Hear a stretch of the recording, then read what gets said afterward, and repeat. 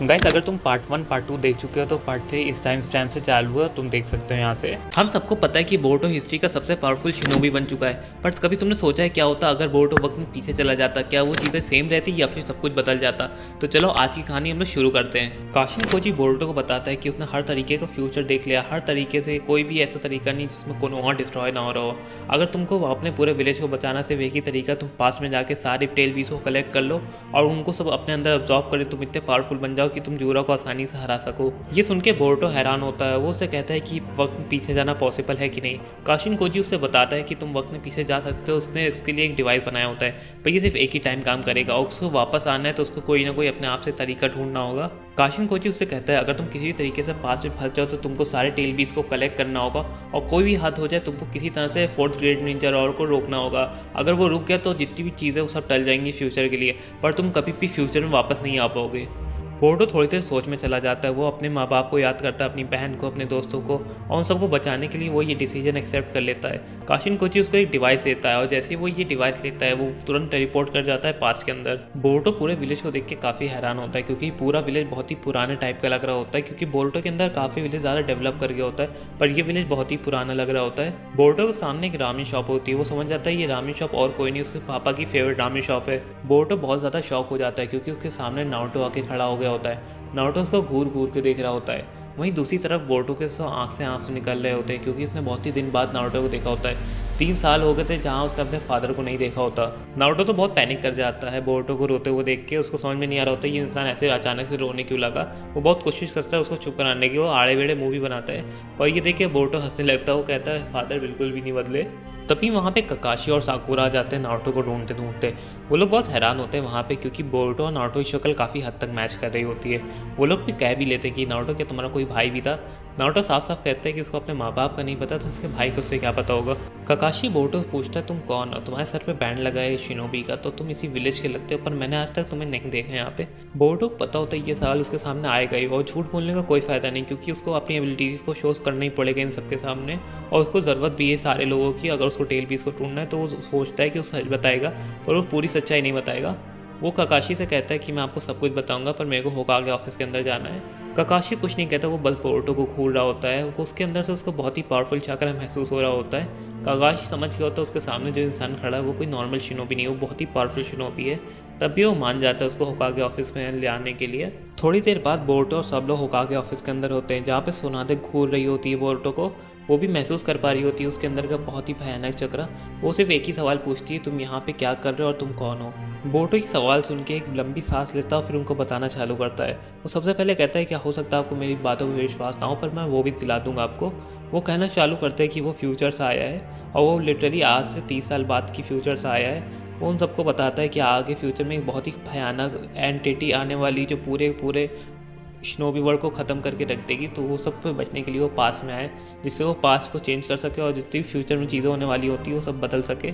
ककाशी सुनादे सबको ये बात बकवास लग रही होती है। उसको लग रहा होता है ये कोई ऐसा निंजा है जो दूसरे देश से आया है हम लोग के ऊपर नज़र रखने के लिए और ये सब फालतू बातें कर रहा है। बोरुतो को पता होता है उसके ऊपर कोई विश्वास नहीं करेगा, तो वो और फैक्ट बताना चालू कर देता है। वो कुछ सुनादे को पर्सनल बातें बताता है जिराया के बारे में, और वहाँ पे जितने लोग होते हैं उन सबके बारे में कुछ ऐसी पर्सनल बातें बताता है जो उसको फ्यूचर से पता चली होती हैं। ये सब सुन के वहाँ पे लोग बहुत ज़्यादा हैरान हो जाते हैं। अब किसी के पास कोई ऐसा जवाब नहीं होता जिससे वो काउंटर कर सके बोरुतो के सवाल को। सुनादे उससे साफ साफ कह देती हैं भले तुमने जितनी बातें कही वो सब कुछ सच हो, पर इसका कोई मतलब नहीं बनता कि तुम फ्यूचर से आओ। तुमने किसी तरह से हम लोग की इन्फॉर्मेशन निकाल ली है और तुम हम सबको यहाँ पे पागल बना रहे हो। तभी बोरुतो को सिर्फ एक चीज़ कहनी होती है सबको यकीन दिलाने के लिए। वो वहाँ पे जितने लोग होते हैं सबको वहाँ से कहता है बाहर निकलने के लिए, सिर्फ सुनाडा और ककाशी को छोड़ के। नारुतो, साकुरा जितने भी वहाँ पे दूसरे शिनोबी होते हैं सब बाहर होते हैं। वो सिर्फ फिर उसके बाद बताना चालू करता है सुनाडा और ककाशी को। तभी बोरुतो बताना चालू करता है ये फ्यूचर से और कहीं नहीं बल्कि नारुतो का बेटा है। ये सुनकर तो ककाशी और सुनादे के पैरों के नीचे ज़मीन निकल जाती है। उसने कभी सोचा नहीं होगा ये लड़का जो उसके सामने खड़ा है और कोई नहीं नारुतो का लड़का है। पहली बार तो ये सुन के तो लिटरली ककाशी सुनादे के साथ अपनी हंसी रोक रहे होते हैं। उनको तो लग ही नहीं होता कि नारुतो का बेटा भी हो सकता है। वो तो सोच रहे होते हैं ये इंसान कितना भी झूठ बोलने के लिए रेडी कि हम लोग को बस मनाने के लिए। उसके बाद फिर वो और भी बहुत सी चीज़ें ऐसे बताता है जो बहुत ही सीक्रेट होती हैं सुनादे और ककाशी को, जिसके बाद उन लोग को विश्वास करना ही पड़ता है कि ये फ्यूचर से आया है। सुनादे सीरियस फेस के साथ उससे पूछती है कि तुम किस तरह से अपने जो मकसद है उसको पूरा करोगे और ऐसी क्या चीज़ चेंज करोगे जिससे फ्यूचर बदल जाए। तो बोरुतो उसको ज़्यादा नहीं बताता, क्योंकि अगर उसने ज़्यादा कुछ बताया तो फ्यूचर बिल्कुल चेंज नहीं होगा। वो सिर्फ इतना बताता है कि वो आप लोगों की भी मदद करूँगा मैं, और आप लोग अकात्सुकी को जानते होगे, उनके बहुत से ऐसे प्लान्स हैं जिससे आपका विलेज को खतरा है, मैं उन सब की मैं आपकी हेल्प करूँगा, क्योंकि मेरे को पहले ही पता है वो लोग कैसे और क्या करेंगे। सो जितना भी नुकसान होगा उससे मैं आपको पहले ही बाहर निकाल दूंगा। सुनाने एकदम राज़ी हो गई होती है इस बोरुतो की सारी बातें मानने के लिए। तभी बोरुतो कहता है आपको बहुत जल्दी एक खबर मिलेगी। तभी कुछ शिनोबी आते सुनाने को बताते कि कासे गारा को किडनैप कर लिया गया है, और जो वहाँ के विलेज उसने हम लोग से मदद मांगी है। सुनाते बोरुतो की तरफ देखती है और उसको 100% विश्वास हो जाता है अब कि वो कोई और नहीं, वो फ्यूचर से ही आया है। तभी वो बोरुतो से पूछती है कि हम लोग को अब क्या करना चाहिए। बोरुतो से वेकी कहता है कि आप मेरे साथ नारुतो, ककाशी और साकुरा को भेजिए और मैं जाऊँगा इन लोगों के साथ, हम 4 लोग काफ़ी होंगे उन लोगों को बचाने के लिए। तभी वो कहती है वो अकात्सुकी के मेंबर वो लोग बहुत ज़्यादा पावरफुल है, तो तुम 4 लोग मिलकर उन लोगों का हो सकता है सामना ना कर पाओ।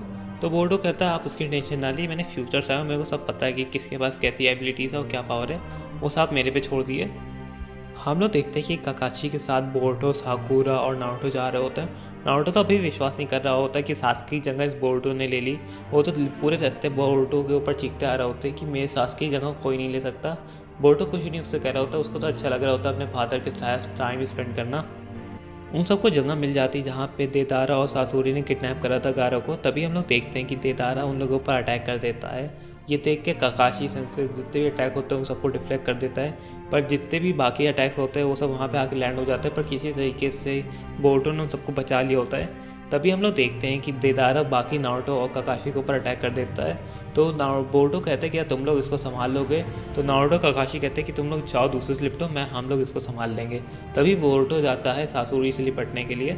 बोरुतो के सामने सासूरी होता है। सासूरी अपने बहुत सारी डॉल्स निकाल लेता है उसके ऊपर अटैक करने के लिए, पर बहुत ही आसानी से अपना फ्लाइंग राइजिन यूज़ करता है बोरुतो। उसके सारी डॉल से बचते हुए उसके पास जाके उसको रासेंगन मारता है। उसका रासेंगन इतना पावरफुल होता है कि सासूरी दूर जाके गिरता है। तभी सासूरी अपनी हज़ारों के हिसाब से डॉल्स निकाल लेते हैं उसके ऊपर हमला करने के लिए, पर बोरुतो के चेहरे पे एक शिकन नहीं आई होती। बोरुतो सिर्फ अपना एक फ्लाइंग राइजिन करता है, उसके बाद फिर से पहुंचता है, फिर से उसको एक रासेंगन मारता है। बोरुतो तुरंत जाता है गारा को बचाने के लिए। वो देखता है गारा की सांसें चल रही होती है, उसको पता होता है अगर इसको अभी नहीं बचाए तो गारा तुरंत मर जाएगा। वो तुरंत जाता है साकुरा पास गारा को बचाने के लिए। साकुरा कहती है कि मैंने बस अभी चालू करा है हीलिंग जिसको सीखना, मेरे को नहीं लगता मैं इसे बचा पाऊंगा। पर बोरुतो को पता होता है कि आगे चल के वो बहुत ही पावरफुल एक हीलिंग निंजा बनती है, तो उसे कहते हैं कि तुम्हें अपने ऊपर भरोसा रखना होगा, अपनी स्किल्स के ऊपर। तभी साकुरा कोशिश करती है और गारा बिल्कुल से एकदम ठीक हो जाता है।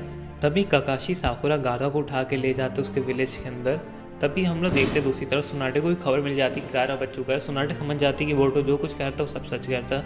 दूसरी तरफ नारुतो और बोरुतो अपना एक साथ जा रहे होते कहीं और पे, वो लोग अपने विलेज तरफ निकल रहे होते। तभी उनके बीच में अचानक से कहीं से ओरोचिमारू आ जाता है। ओरोचिमारू यहाँ पे आया होता है नारुतो के लिए। वो तुरंत अटैक कर देते हैं नारुतो की तरफ, पर बोरुतो और नारुतो दोनों उसके अटैक से बच जाते हैं। बोरुतो को समझ में नहीं आ रहा होता है कि ये इंसान तो उसके टाइम पे इतना ज़्यादा अच्छा था, पर उसको पता होता है कि ओरोचिमारू पास में बहुत ईविल होता है। फिर बोरुतो उसको समझाने की कोशिश कर रहा होता है कि तुम एक अच्छे पहले से थे, अब तुमको फिर वापस से एक अच्छा इंसान बन जाना चाहिए। पर ओरोचिमारू के ऊपर से बातों को असर नहीं हो रहा होता। वो तो समझता है ये कोई और बच्चा शिनोबी जिसको समझाने की कोशिश कर रहा है। बोरुतो समझ जाता है कि अब समझाने की उसको कोई फ़ायदा नहीं, अब उसको ओरोचिमारू से लड़ना ही पड़ेगा। तभी ओरोचिमारू अपने जितने भी अटैक होता है वो सब नारुतो के ऊपर कर देता है, पर बीच में बोरुतो आता है। वो बहुत ही ईजिली जितने भी ओरोचिमारू का अटैक होता है उनको बहुत ईजिली डॉज कर लेता है। फिर ओरोचिमारू बहुत सारे सांप से अटैक कर देता है बोरुतो के ऊपर, पर बोरुतो बहुत ही ईजिली फ्लाइंग राइजिन का यूज़ करता है। उसके पीछे जाकर उसको एक रासेंगन मारता है। उसके रासेंगन इतना पावरफुल होता है वो जाके दूर गिरता है ओरोचिमारू अपना खून पोंछते सोचता है ये इंसान कौन है, क्योंकि उसने इसके पहले इतना पावरफुल शिनोबी के बारे में नहीं सुना होता है। पर वो हार नहीं मानता होता। वो उससे कहता है कि तुमको कुछ भी करना है कर लो, पर आज मैं नारुतो यहाँ से लेके ही जाऊँगा।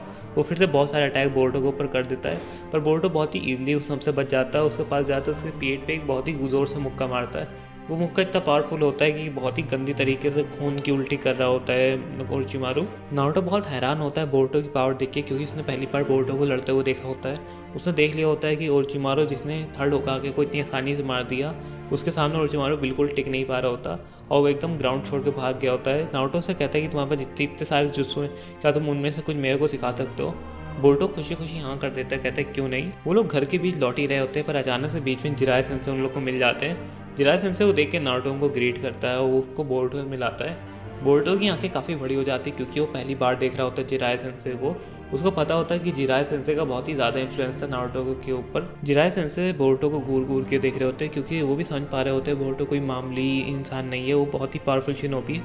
वो उससे सिर्फ एक ही सवाल करते हैं कि तुम कौन हो, तुम यहाँ पे क्या कर रहे होते हो। ये सवाल सुन के बोर्टो काफ़ी हैरान हो गया होता है। बोर्टो का फेस रिएक्शन काफ़ी ज़्यादा शॉक होता है क्योंकि उसको पता होता है उसके फादर की लाइफ में जिराय सेंसे का बहुत ही ज़्यादा रोल था और उसका इस तरह से सवाल पूछना उसको काफ़ी शॉक कर देता है। जिराय भी नोटिस कर पा रहा होता है बोर्टो के अंदर से उसकी पावर हो, उसकी आइडेंटिटी जानना चाह रहा होता है। जिराय फिर से अपनी बात को रिपीट करता है कि तुम कौन हो और तुम्हारा नाम क्या है। तभी नारुतो जिराय से कहने लगता है कि ये एक नया शिनोबी है जो आज ही हम लोग को मिला था और ये बहुत ही ज़्यादा पावरफुल है। यहाँ ये इतना ज़्यादा पावरफुल है कि ओरोचिमारू भी इसको डर के भागना पड़ा। ये बात सुन के जिराय भी काफ़ी शॉक हो जाता है क्योंकि यहाँ तक ओरोचिमारू के सामने जिराय भी टिकना बहुत ही मुश्किल है। नारुतो तभी बोरुतो के बारे में और काफ़ी चीज़ें बताता है कि बोरुतो रासेंगन भी यूज़ कर सकता है, वो भी उससे भी ज़्यादा पावरफुल लेवल पे, और भी बहुत सी चीज़ें वो बताता है। जिराय भी सोचता है कि मैंने अपना पूरा वर्ल्ड घूम लिया है पर मैंने इतना पावरफुल शिनोबी आज तक कहीं नहीं देखा। तभी जिराया सेंसे नारुतो को कहीं और भेज देता है। वो कहते हैं कि उसको बोरुतो से कुछ अकेले में बातें करनी है। ये दोनों आमने सामने खड़े होते हैं। एक तरफ बोरुतो भी जिराया सेंसे को देख रहा होता है और जिराया सेंसे भी घूर घूर के बोरुतो को देख रहे होते हैं। तभी बोरुतो एक लंबी सांस लेता है। वो कहता है मैं आपको सब कुछ बताता हूँ, मैं कहाँ से हूँ और मैं कौन हूँ। तभी धीरे धीरे बोरुतो जितनी भी कहानी उसने सबको बताई होती है सुनाडे वगैरह को, सेम चीज़ इन जिराया सेंसे को बताया जाता है। जिराया सेंसे बहुत ही ज़्यादा शॉक हो जाते हैं पर वो तुरंत विश्वास कर लेते हैं। यहाँ तक बोरुतो भी शॉक होता है क्योंकि सुनाडे और काकाशी तो बहुत ही मुश्किल से विश्वास कर रहा था। वहीं दूसरी तरफ जिराया सेंसे इतने ज़्यादा स्मार्ट है कि वो तुरंत समझ गए कि वो फ्यूचर से आया है। बोरुतो ने जिराया सेंसे को नहीं बताया होता है कि वो नारुतो का बेटा है। तब भी जिराया सेंसे अपने आप गेस कर लेते हैं कि तुम कोई और नहीं नारुतो के ही कुछ रिलेटेड लग रहे हो। तभी बोरुतो बताता है कि हाँ मैं उन्हीं का बेटा हूँ। ये सुन के जिराया के चेहरे पे एक स्माइल आ जाती है। तभी वो बोरुतो से पूछता है फ्यूचर में मेरी क्या हालत है, क्या मैं अभी भी अपनी ठरकी पन्ने से बाज नहीं आया। ये सुन के बोरुतो थोड़ा सा इमोशनल हो जाता है, वो कोई जवाब नहीं देता। ये चीज़ देख के तो जिराय भी थोड़ा सीरियस हो जाता है। वो समझ जाता है कि फ्यूचर में वो सर्वाइव नहीं कर पाएगा। पर बोरुतो कहता है कि आपको टेंशन लेने की बिल्कुल ज़रूरत नहीं है, मैं इसलिए पास में आया हूँ कि मैं सब चीज़ें चेंज कर सकूँ। पर जिराय सेंसे कहते हैं कि तुम्हारे पास के आने की वजह से बहुत सी चीज़ें ऐसी होंगी जो फ्यूचर में बदल जाएंगी।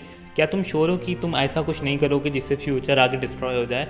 ये सुन के बोरुतो भी काफ़ी कंफ्यूज होता है क्योंकि वो समय के साथ छेड़छाड़ करना कोई आसान चीज़ नहीं है।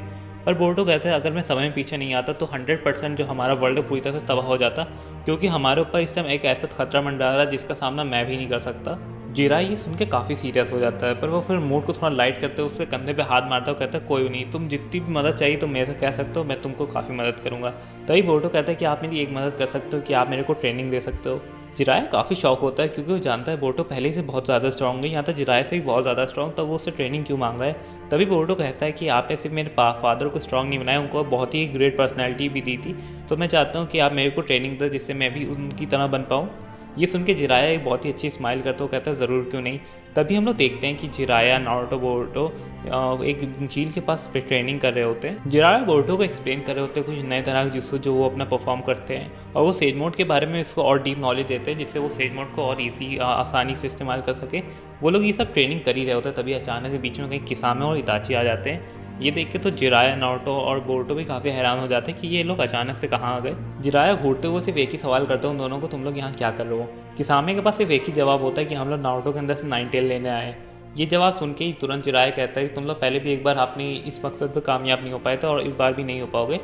किसामे और इताची कहते हैं ये चीज़ तो देखी जाएगी बुड्ढे। वहीं दूसरी तरफ इताची का पूरा फोकस बोरुतो के ऊपर होता है क्योंकि उसने फील कर लिया होता है बोरुतो कोई मामूली शिनोबी नहीं है, वो भी काफ़ी ज़्यादा पावरफुल है।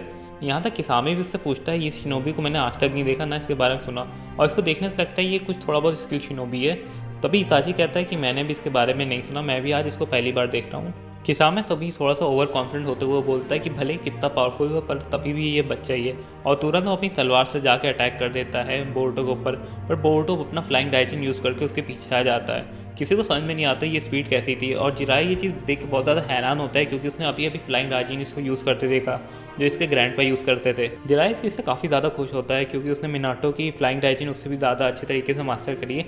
वहीं दूसरी तरफ बोरुतो उसके पीछे आते हुए बहुत ही खतरनाक पर्पल लाइटनिंग उसके ऊपर मारता है और उस पर्पल लाइटनिंग से बहुत ही दूर जाकर किसामे गिरता है। किसामे अपना खून पोंछते हुए कहता है ये बच्चा तो काफ़ी ज़्यादा पावरफुल है। वहीं दूसरी तरफ इताची जिराया और नारुतो से लड़ रहा होता है। वहीं दूसरी तरफ किसामे अपनी शॉट को सामने करते हुए बहुत ही पावरफुल अटैक करता है बोरुतो के ऊपर।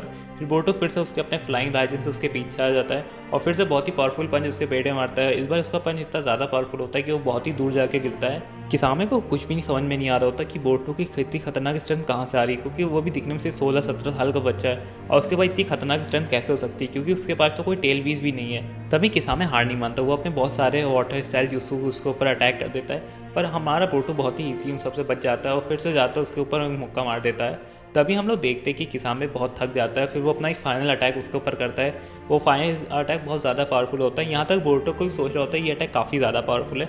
पर तभी बोरुतो अपनी पर्पल लाइटनिंग करता है। हम लोग पता है जैसे ये पर्पल लाइटनिंग पानी से टकराएगी, वो जितना भी अटैक होता है उसी के ऊपर भारी पड़ जाता है। वो लिटरली उसके आसपास बहुत सारी लाइटनिंग होती है। वो अटैक इतना पावरफुल होता है कि किसामे मर जाता है वहीं पे।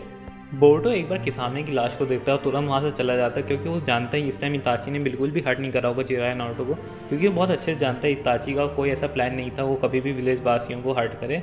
कहीं दूसरी तरफ हम लोग देखते हैं कि जिराया नारुतो इताची से लड़ रहे होते हैं, पर असल में वो एक तरह के गेंजुत्सु में होते हैं जो इताची ने उन लोगों के ऊपर कास्ट करा होता है। उन लोगों को लड़ रहा होता है कि इताची उन लोगों के ऊपर हमला कर रहा है, वो उससे लड़ रहे हैं, पर असल में वो लोग एकदम सो रहे होते हैं। जैसे ही बोरुतो वापस आता है वो ये चीज़ देखता है और वो समझ जाता है इताची ने उन लोगों को बिल्कुल हर्ट नहीं करा, बल्कि उनको गेंजुत्सु के अंदर फंसा दिया है। इताची बोरुतो को देख के कहता है किसामे कहाँ गया, तो उसको बता देता है बोरुतो कि मैंने उसको मार दिया। इताची सुन के काफ़ी शॉक होता है, क्योंकि किसामे बहुत ही पावरफुल मेंबर था कात्सुकी का। तभी तुरंत इताची अपनी मांगे की शारिंगन से उसको गेंजुत्सु के अंदर डाल देता है। और हम लोग देखते हैं कि वो भी सेम सिचुएशन में होता है बोरुतो। उसके आसपास काफ़ी सारी नीडल्स लगी होती है बड़ी बड़ी, उसको समझ में नहीं आ रहा होता वो अपने आप को यहाँ से कैसे निकाले। तभी उसकी जोगान अपने आप एक्टिवेट हो जाती है। अगर तुम्हें नहीं पता तो जोगान सबसे प्योर आई, उसके ऊपर किसी तरह गेंजुत्सु वर्क नहीं करता। और इताची भी काफ़ी ज़्यादा हैरान हो जाता है, क्योंकि उसका पूरा गेंजुत्सु बोरुतो के ऊपर से टूट गया होता है। बोरुतो उससे कहता है कि तुम्हारा कोई भी गेंजुत्सु मेरे ऊपर वर्क नहीं करेगा और अब तुमको ऐसा एक्ट करने की कोई ज़रूरत नहीं, क्योंकि मैं जानता हूँ तुम्हारी सच्चाई। इताची काफ़ी फ्यूरियस हो जाता है, उसको समझ में नहीं आ रहा होता कि बोरुतो को इतना ज़्यादा उसके बारे में कैसे पता है। पर तभी वो अपना एक्ट कंटिन्यू करता है। वो कहता है कि तुम मेरे बारे में कुछ नहीं जानते। तभी बोरुतो थोड़ा इमोशनल होता है, उसको बताता है कि आगे फ्यूचर में सासके हमेशा आपको याद करता है, वो हमेशा सिर्फ आप ही की बातें करता है और आपका स्टैचू लिटरली एकदम बीच मिडल विलेज के अंदर है, जिसे हम लोग ग्रेटेस्ट शिनोबी के नाम से जानते हैं। इताची के पैरों से ज़मीन खिसक जाती है। इसको समझ में नहीं आ रहा होता ये बच्चा कैसी बातें कर रहा है, पर इस बच्चे की बातों के अंदर काफ़ी सच्चाई दिख रही होती है। तभी बोरुतो देर नहीं करता, उसको सारी की सारी बातें समझा देता है, सासके के बारे में, उसके फ्यूचर के बारे में और यहाँ तक विलेज के फ्यूचर के बारे में। ये सब सुनकर इताची काफ़ी ज़्यादा इमोशनल हो जाता है, वो वहीं बैठ के रोने लगता है। आज तक इताची ने बहुत कुछ झेला होता है, उसने अपने पूरे क्लैन को अपने हाथ से मारा सिर्फ विलेज की शांति के लिए, और उसको पता चलता है कि विलेज काफ़ी ज़्यादा सिक्योर है फ्यूचर में, तो वो काफ़ी ज़्यादा खुश होता है। और वो रो भी रहा होता है अपने सास के अपने भाई के लिए कि उसको क्या क्या चीज़ों से गुजरना पड़ा। तभी हम लोग देखते हैं जिराया नारुतो भी अपना गेंजुत्सु तोड़ के निकल आते हैं। वो लोग भी देखते हैं उनके सामने इताची बैठा रो रहा होता है। जिराया नारुतो को समझ में नहीं आ रहा होता है ये यहाँ पे हो क्या रहा है। तभी इताची उठता है और उन लोग को देखता है और दूसरी तरफ वो बोरुतो को देख के पूछता है कि अब मेरे को क्या करना चाहिए, मेरे को बिल्कुल समझ में नहीं आ रहा, क्योंकि मैं अब एक रोग निंजा बन चुका हूँ। तभी बोरुतो उसको एडवाइस देता है कि आपको वापस आ जाना चाहिए विलेज के अंदर, क्योंकि एक आने वाला खतरा ऐसा है जिसमें हम लोग को बहुत ही पावरफुल शिनोबी की ज़रूरत पड़ेगी। जिराया को बिल्कुल समझ में नहीं आ रहा होता कि बोरुतो उसको क्यों बुला रहा है, क्योंकि वो तो एक रोग शिनोबी है जिसने विलेज को धोखा दिया होता है। बोरुतो सब कुछ एक्सप्लेन करता है कि क्या क्या हुआ था इताची के साथ पास में, और जो भी कुछ हुआ था वो सब इताची की कोई गलती नहीं थी, वो सब उससे करवाया गया था। और यहाँ तक वो डबल एजेंट का काम कर रहा होता है कात्सुकी के अंदर, सब कुछ वो बताता है जिराया को।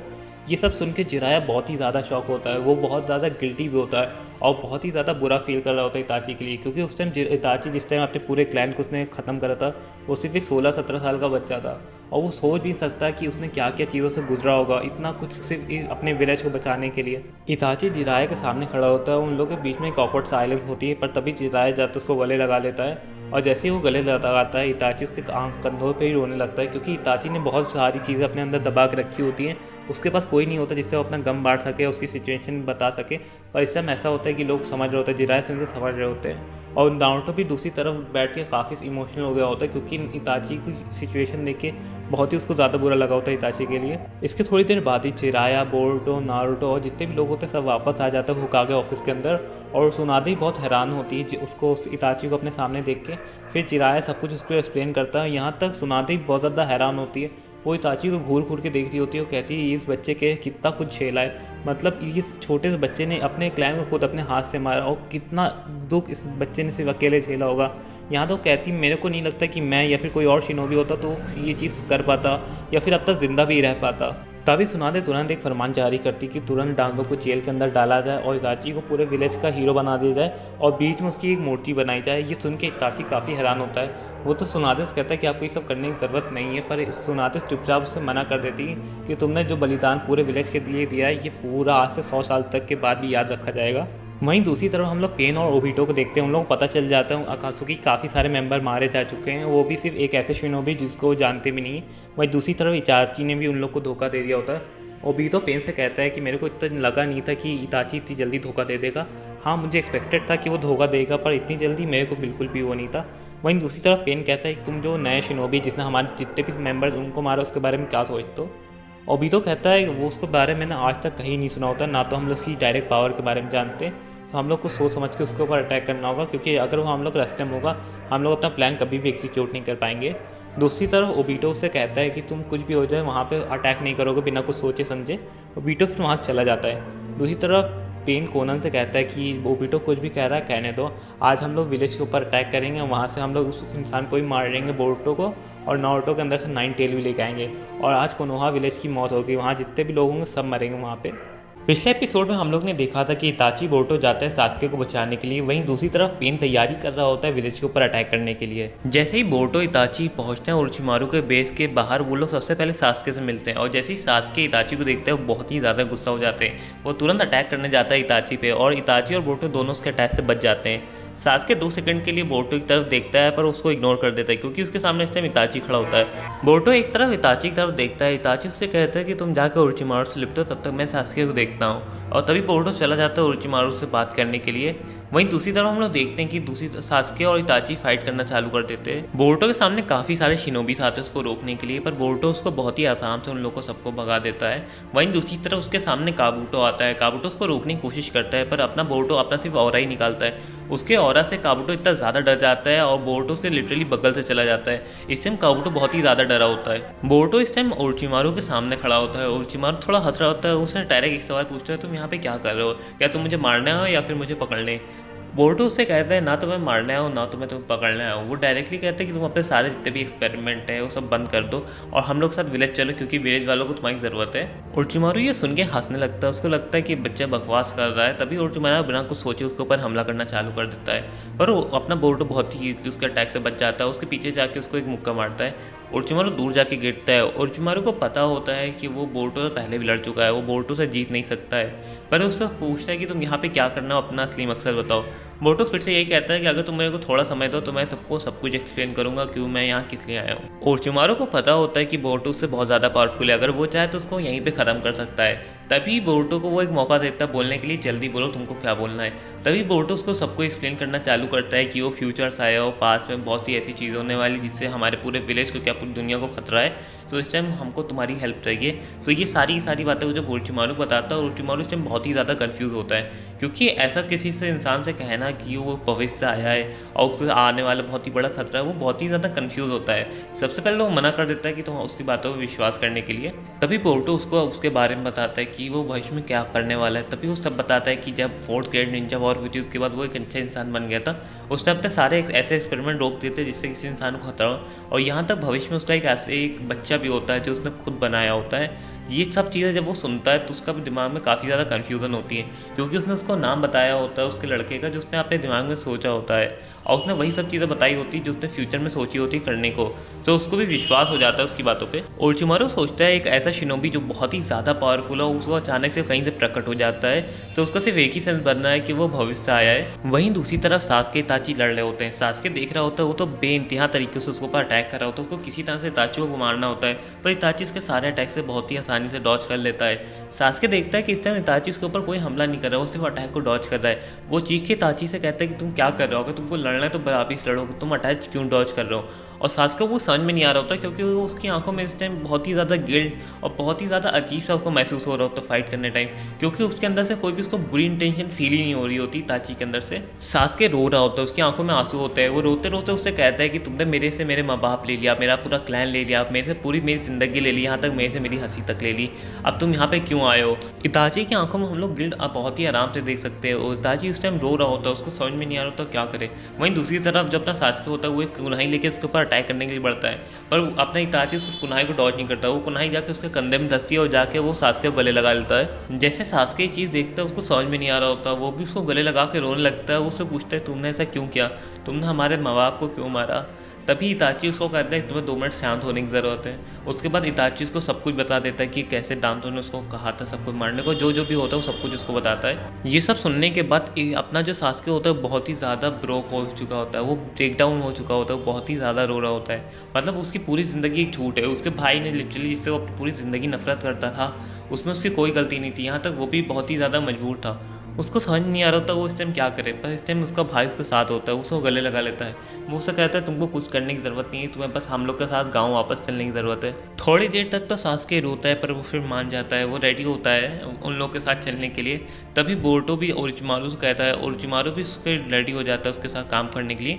पर उसकी एक शर्त होती है कि मैं विलेज वालों की हेल्प करूँगा और अपने जितने भी ऐसे काम है जिसमें किसी इंसान को तकलीफ हो रही है या उसको हार्म हो रहा है, वो सारे एक्सपेरिमेंट रोक दूंगा, पर मैं विलेज के अंदर नहीं आऊँगा, मैं यहीं से उनकी मदद करूँगा। अगर किसी को कुछ चाहिए तो उनको यहाँ पे मेरे को मैसेज भेजना पड़ेगा।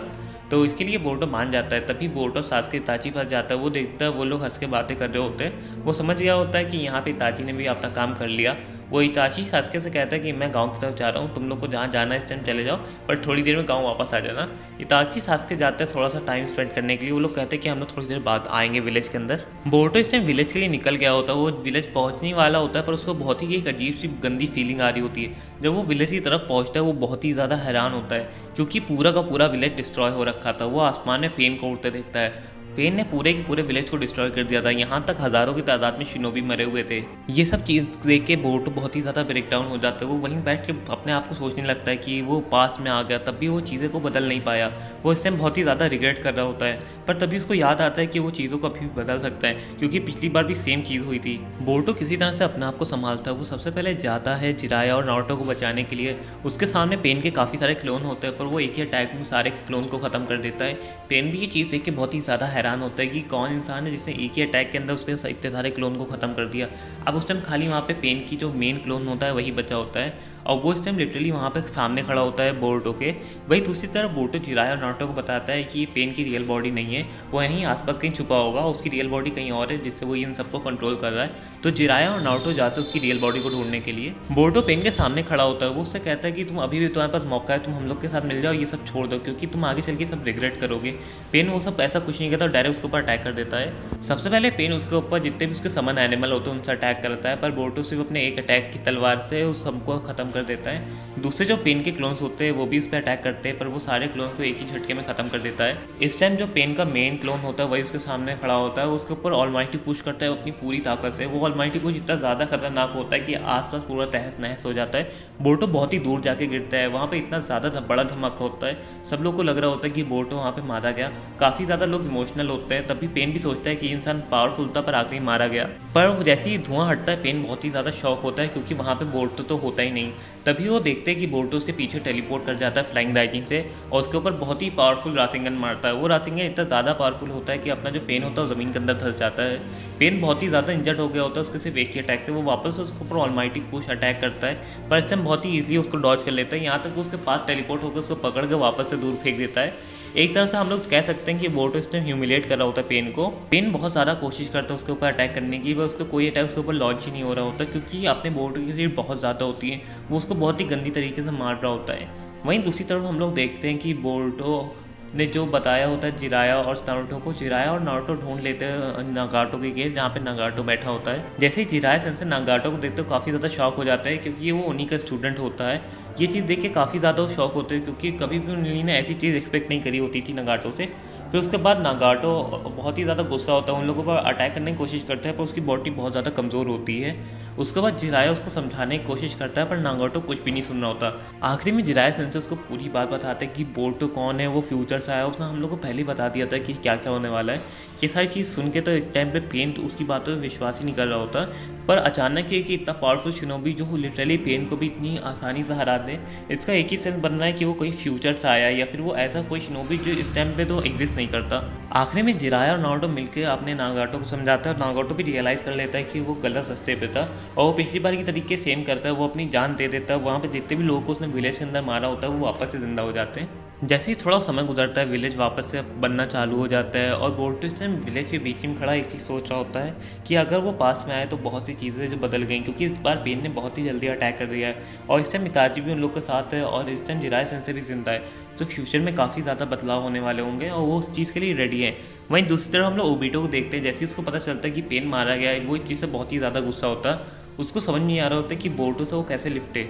बोर्टो सोच लेता है कि अब उसको सिर्फ ओबिटो को किस तरह से अपने प्लान के अंदर इंक्लूड करना है, क्योंकि सिर्फ ओबिटो रह गया है, बाकी सब लोग को उसने अपने प्लान के अंदर इंक्लूड कर लिया है। तभी हम लोग दूसरी तरफ देखते हैं कि ओबीटो भी यही सोच रहा होता है, उसको किसी तरह से बोर्डो को रास्ते से हटाना होता है। सो अगले एपिसोड में हम लोग देखेंगे कि इन लोग का सामना कैसे होगा और ये बोर्डो कैसे इंक्लूड करेगा ओबीटो को अपने प्लान के अंदर। गाइस अगर तुमने पूरी वीडियो देख ली है तो प्लीज़ चैनल को लाइक करना, वीडियो को लाइक करना और चैनल को सब्सक्राइब करना और प्लीज़ हाइप करना मत भूलना। और तुम अगर लिंक देखोगे डिस्क्रिप्शन के अंदर तो मेरे डिस्कॉर्ड का लिंक मिलेगा, प्लीज़ वहाँ के ज्वाइन कर लो। वहाँ पे तुम्हें जितनी भी वीडियो की अपडेट होगी तुम्हें वहाँ पे मिल जाएगी। वहाँ पे बहुत ही ज़्यादा मज़ा आएगा तुम लोगों को, क्योंकि वहाँ पे बैठ के हम लोग काफ़ी ज़्यादा बकैती करते हैं। तुम्हें लिंक कमेंट सेक्शन में और डिस्क्रिप्शन में दोनों जगह मिल जाएगा।